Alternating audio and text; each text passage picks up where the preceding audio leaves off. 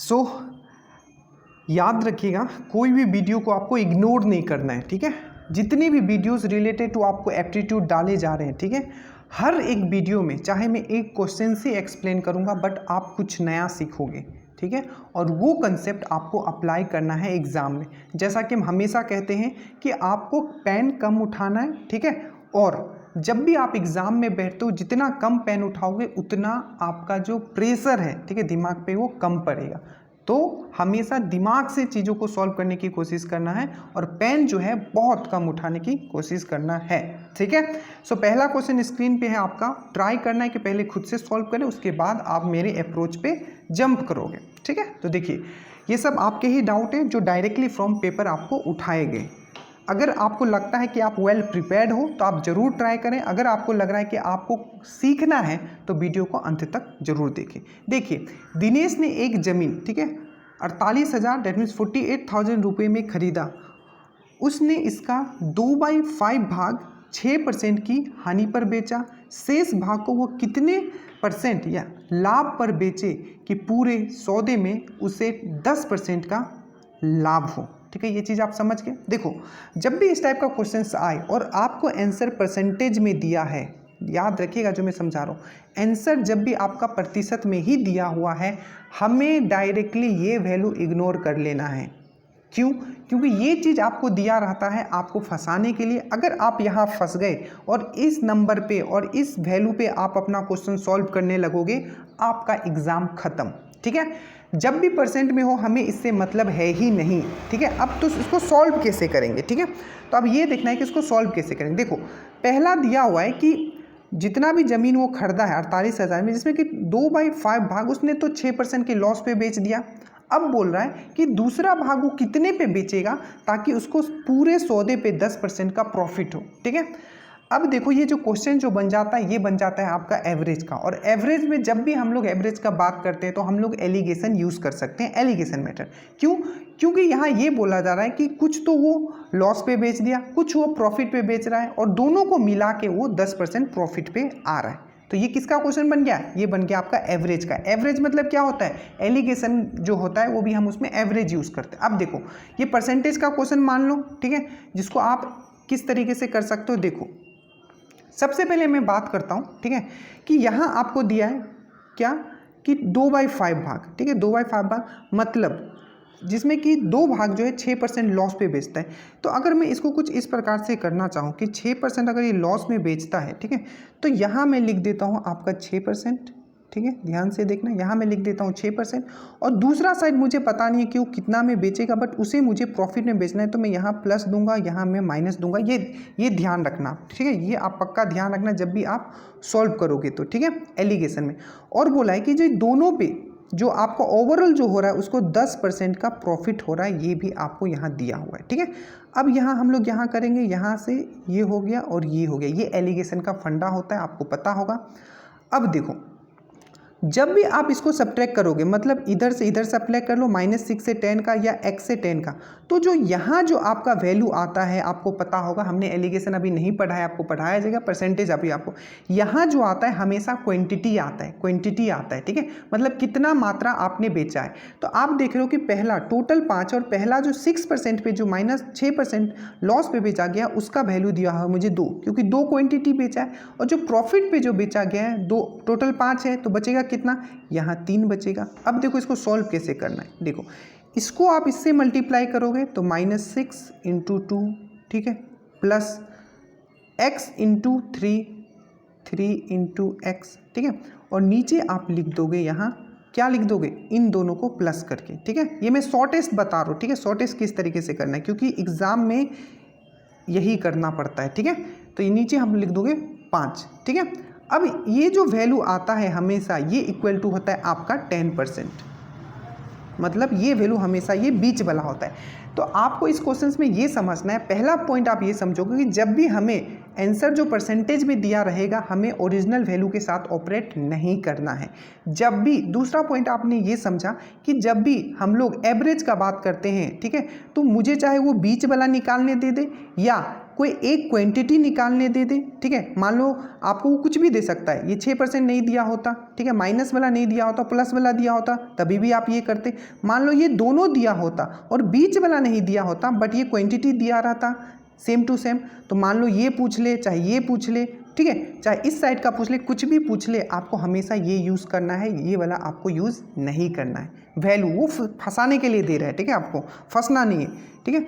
अब यहाँ से यहाँ करोगे तो ये आ जाएगा आपका 12 आ जाएगा, ठीक है, -12 आ जाएगा, ठीक है, और ये आपका 3x आ जाएगा, ठीक है, और यहाँ आ जाएगा आपका ये 50, ठीक है। अगर इसको इधर ले जाओगे, ठीक है, तो ये हो जाएगा आपका 3x = आपका हो जाएगा ये इधर 62 हो जाएगा और x का जो वैल्यू हो जाएगा आपका आ जाएगा 62/2, डेट मीन्स 20 टाइम तो जाएगा ही, 20 का ये 3 हो जाएगा यहाँ, ठीक है, तो ये हो जाएगा 3 आ गया, 20 का मतलब 60, तो 22/3%, इसका आंसर ये हो जाएगा, ठीक है। तो पहला जो था आपको कुछ इस प्रकार से सॉल्व करना। अब दूसरा जो क्वेश्चन है, ठीक है, वो इससे भी बेहतरीन क्वेश्चन है, आप समझने की कोशिश करना कि उसको हम लोग किस तरीके से सॉल्व कर सकते हैं, आप ट्राई कीजिएगा, ठीक है। चलिए, अब ये बहुत ही अच्छा क्वेश्चन है, ठीक है, जो बहुत ही एग्जाम में पूछे गए हैं, ठीक है। देखो, अगर आप इस टाइप के क्वेश्चन सॉल्व कर पा रहे हो, डेफिनेटली आपने एप्टीट्यूड अच्छे लेवल पे करके रखा है, तभी आप इस टाइप के क्वेश्चंस कम समय में कर पाओगे। देखो, बोला है कि पटना से, ठीक है, पटना से एक ट्रेन 5 बजे निकलती है, ठीक है, 5 बजे निकलती है, छूटती है और 5 पर छूटती है और 9 AM पर भोपाल पहुंचती है, ठीक है। तो पटना से जो ट्रेन है वो 5, ठीक है, 5 बजे निकलती है और 9 बजे कहीं पहुंच जाती है, हमें उससे नहीं मतलब कि कहाँ पहुंचती, बस पहुंच जाती है, भोपाल पहुंच जाती है। तो मतलब ये टोटल टाइम यहाँ कितना ले रहा है, पहले क्वेश्चन समझ लो, क्वेश्चन ध्यान से समझो, ठीक है। पटना से एक ट्रेन 5 बजे छूटती है और 9 बजे भोपाल पहुंचती है। दूसरी ट्रेन 6:30 बजे भोपाल से छूटती है और 10 बजे पटना पहुंचती है। तो दोनों ट्रेन किस समय मिलते हैं। अब देखो, ये क्वेश्चन में कुछ दिया नहीं हुआ है, बस यही दिया है कि हमें टाइम दिया हुआ है, ठीक है। तो अब इस टाइप के क्वेश्चंस को कैसे सॉल्व करूँगा, देखो, तो सबसे बोला कि पटना से 5 बजे निकलता है, 9 बजे कहाँ पहुँच जाता है आपका, तो ये भोपाल पहुँच जाता है। मतलब यहाँ कितना टाइम ले रहा है, टोटल 4 आवर यहाँ ले रहा है ये, ठीक है, 4 आवर ले रहा है। उसके बाद अगर आप दूसरा कंडीशन देखोगे, दूसरे कंडीशन में बोला है कि भोपाल से दूसरा ट्रेन 6:30 बजे निकलता है, ठीक है, 6:30 बजे निकलता है, ठीक है, और पहुंचता कितना बजे है, ठीक है, आपका तो 10 बजे पहुंच जाता है, ठीक है, 10 बजे पहुंच जाता है। मतलब एक दूसरे से के वो विपरीत दिशा में आ रहे हैं, ठीक है, वो एक इधर से पटना भोपाल जा रहा है, एक भोपाल से पटना आ रहा है। तो इसमें टोटल टाइम आपको कितना लग रहा है, तो 6:30 बजे यहाँ 7/2, मतलब 3.5 घंटा इसमें आपको लग रहा है, जिसको आप 7/2 आवर भी लिख सकते हो, ठीक है। इतना चीज़ तो आपको समझ में आ गया। अब देखो, जब भी इस टाइप का क्वेश्चंस आपको दे, ध्यान रखिएगा जो मैं बताने जा रहा हूँ, जब भी आपको इस टाइप का क्वेश्चन दे तो आपको क्या करना है, ये जो 4 आवर यहाँ निकला है, ठीक है, और यहाँ जो 7/2 आवर निकला है, इन दोनों का एलसीएम ले लेना है और जो एलसीएम आपका आएगा वही डिस्टेंस आपका होगा। तो इन दोनों का अगर आप जो एलसीएम लोगे, आपको डायरेक्टली दिख रहा होगा, जो इन दोनों का जो एलसीएम होगा क्यों होगा, 28 होगा। ये सब चीज़ हम सिखा रखे हैं, ठीक है, 28 होगा। तो 28 जो हो जाएगा वो आपका क्या हो जाएगा, डिस्टेंस हो जाएगा। क्या हो जाएगा आपका, ये हो जाएगा आपका डिस्टेंस, ठीक है। तो ये डिस्टेंस हो गया और ये टाइम दिया हुआ है, तो दोनों का स्पीड निकल जाएगा हमारा, ठीक है।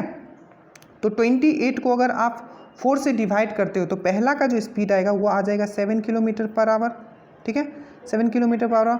और दूसरा क्या 28 है, इसको 28 को 7/2 से करोगे तो ये जो आपका आ जाएगा, ये कितना आ जाएगा, ये आ जाएगा 8 किलोमीटर पर आवर। तो पहला का स्पीड मुझे मिल गया वो है 7 किलोमीटर पर आवर और दूसरा का स्पीड जो मुझे मिल गया वो है आपका 8 किलोमीटर पर आवर। ये चीज़ आपको समझ में आ गया। अब जो कंसेप्ट है, बस 1 मिनट आप रुक जाइए, आंसर आपके हाथ में होगा। अब देखो, ये जो 28 किलोमीटर आपका जो निकला है, मैं बस समझाने के लिए इतना डिटेल में कर रहा हूँ, आप बहुत कम समय में कर सकते हो, ठीक है। 28 किलोमीटर जो ये निकला है, ठीक है। अब देखो, टोटल तो 28 किलोमीटर में मैं मानता हूँ, ठीक है, टोटल 28 किलोमीटर, बट पहले कौन ट्रेन चला था, पहला तो जो आपका पटना से चला है वो चल चुका है, कितने बजे, तो 5 बजे ही। तो 1.5 घंटा तो चल चुका होगा, क्योंकि दूसरा ट्रेन तो 6:30 बजे भोपाल से निकलती है, ठीक है। तो ये तो 1.5 घंटा चल चुका होगा, तो 1.5 घंटा इसमें आप घटा दो, तो 1.5 घंटा में कितना चल गया होगा, ये 10.5 किलोमीटर चल गया होगा। तो 10.5 किलोमीटर तो आप यहाँ माइनस कर दोगे, 10.5 किलोमीटर ये चल गया होगा, ठीक है। अब बच कितना जाएगा, तो बच जाएगा आपका 17.5 किलोमीटर यहाँ बच गया। अब ये 17.5 किलोमीटर कौन ट्रेवल करेगा, ये दोनों मिलकर ट्रेवल करेगा, क्योंकि 6:30 बजे ये भी यहाँ है, 6:30 बजे ये भी यहाँ है, क्योंकि 10.5 किलोमीटर तो ये ट्रेवल कर चुका है। अब ये 17.5 किलोमीटर जो है, ठीक है, ये किसके द्वारा आप ट्रेवल किया जाएगा, दोनों, इधर से ये भोपाल से पटना आ रहा है और ये पटना से भोपाल जा रहा है। तो ये हो गया 17.5 डिवाइडेड बाय, आप आर लिखोगे कितना, दोनों का स्पीड लिखोगे, रिलेटिव स्पीड का कंसेप्ट आएगा, तो ये 7 और ये 8 हो जाएगा, ठीक है। तो यहाँ 15 हो जाएगा, ठीक है। और इसको आप मिनट में कर लोगे तो यहाँ 60 लिख दोगे, यहाँ पॉइंट है, यहाँ पॉइंट हटा देना, इसका जो आ जाएगा ये आ जाएगा आपका 70 मिनट आ जाएगा, जिसको हम लोग लिख सकते हैं क्या, 1 आवर, ठीक है, 1 आवर 10 मिनट लिख सकते हैं। 70 मिनट का मतलब तो वही हुआ ना, तो 1 आवर 10 मिनट के बाद वो मिल जाएंगे। मतलब कब मिल जाएंगे, सिंपल सी बात है, 6:30 बजे वो तो चला था, तो 1 आवर 10 मिनट अगर उसमें ऐड करोगे तो कितना हो जाएगा, 1 आवर मतलब 6:30 बजे तो चले थे, प्लस उसमें 1 आवर प्लस आप 10 मिनट उसमें ऐड कर दोगे तो कितना हो जाएगा, ये हो जाएगा आपका कितना, 7:40 मिनट, ठीक है। तो 7:40 मिनट में वो सुबह मिल जाएंगे, ठीक है। प्लीज़ जब भी मैं कुछ चीज़ सिखाऊं या बताऊं आपको, ठीक है, नहीं समझ में आता है तो थोड़ा बैक करके फिर से देख लीजिए, चीज़ें आपको समझ में आ जाएगी। So thank you so much. Videos आते रहेंगे, जो भी कंसेप्ट मैं बताता हूँ उसको आप ज़रूर ट्राई करें, ठीक है, क्योंकि सिलेक्शन ऐसे ही कंसेप्ट से होता है। जय हिंद।